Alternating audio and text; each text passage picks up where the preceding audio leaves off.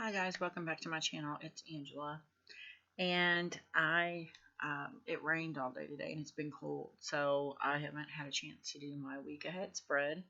So I thought I would do that now before bed. So if you're just tuning into my channel, every week I do a week ahead spread to see how my week's gonna go. I'm trying to make it brighter. Sorry. Um, and I always use my Light Sears Tarot for the week ahead spread. And I usually pull the cards ahead of time so I can reflect on them, look at them. Excuse me. And I never read the book when I'm doing reading. I read very intuitively the cards. But when I do the videos, I do go into the book after I've read what I think the cards mean to me. And I always do the energy obstacle and advice for the week, just the backs of the cards. And so let's get into it. So the energy of the week, I drew the Four of Cups. And let's see if this can go any brighter. I don't know if you guys can see that well. It's a gorgeous card. Especially in this deck, it's a beautiful card. You got the rainbow here. You got the trees here. There's a what do you call it? Like a sign of abundance in there. She's got all these bowls here. Looks like being offered to her. Yeah, there's someone offering her another bowl, and she just doesn't care. Her surroundings are beautiful. Everything around her is beautiful. She's being offered another bowl of something, and she's just almost like she's unappreciative, or she doesn't really care what's going on around her. I hope that's not the energy for the week. But that's what I see in this card. Even though it's so beautiful, maybe it's like she's in a depression where she doesn't see all the beauty around her. And I'm kind of that way. I always see the glass as half empty kind of person. And maybe this is kind of a warning that I may try to fall back into that habit this week, coming with this card coming up. So yeah, that's the energy of the week. And the obstacle, Three of Swords. And I'm going to do a video on my little epiphany I had, centered around my year card and some other stuff that's happened last week. But again, this card, yes, it's a very dark, disturbing card. It's probably one of my least favorite in this deck. It's almost like the heart's being ripped apart, pulled in different directions. You can see the pain, the sheer pain on her face. However, as soon as I turn this over, I'm like, of course I would pull the Three of Swords, because my year card is the Lover's card, and I'm really trying to open my heart back up this year, feel more things, and do more things. And of course, it would be an obstacle position of the. It's all about my heart this year. Every time I turn around, there's something reminding me you need to start showing emotion, showing your heart, opening your heart. And I totally get that. That's why I pulled this card, especially with the synchronicity things that were happening last week, which I will put in a video.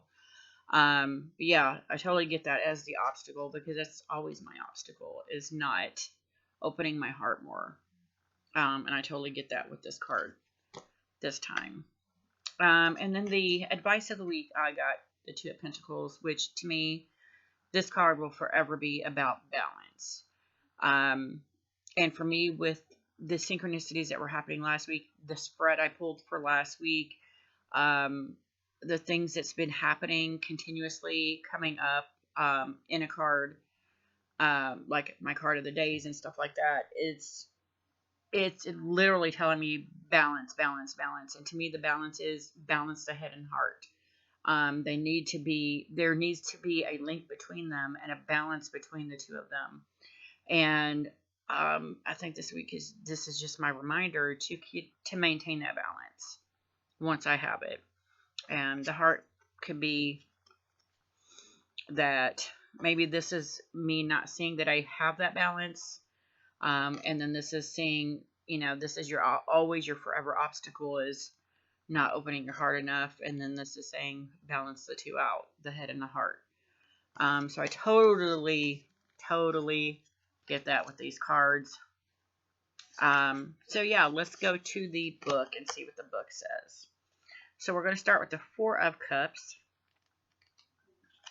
Just past it. Okay, I mosquitoes in my house. Okay, and for the energy of the week, I'm going to read it as the Light Seer and the Shadow Seer, because to me, with the energy of the week, it could go either way. Light Seer, missing opportunities for abundance, a time to meditate. Frustration and boredom. Being a brat, not appreciating what you have, apathy, introspection, stability, leading to boredom. Shadow Seer, focusing on the negative, pessimism. A time to practice gratitude, a gentle nudge to stop complaining. If you're finding yourself bored, unsatisfied, or frustrated with your current situation, know that you are likely missing the vibrant landscapes that are present just beyond your peripheral vision. Often we become so focused on our own internal perspectives that our feelings about a situation can prevent us from noticing the arrival of extraordinary opportunities and remarkable things. If you remain open to shifting ever so slightly in order to see your situation in a fantastic new light, you will learn that the present moment is filled with the most dynamic magic. Wow. Instead of focusing on what you don't have right now, Instead of focusing on what you don't have focus on what you do. Even better, spend energy focusing your thoughts on the experiences that you will create in the future. Taking time to meditate and slow your mind will show you that life is better than it seems. It's up to you to shift into the abundance available to you right now. I see the fullness and richness of my life, is the quote. Wow. Yeah, I totally makes sense for me. I hate this deck, but I love it. Two of Pentacles. And that's the Two of Pentacles. Let me see, that's the last one. Swords.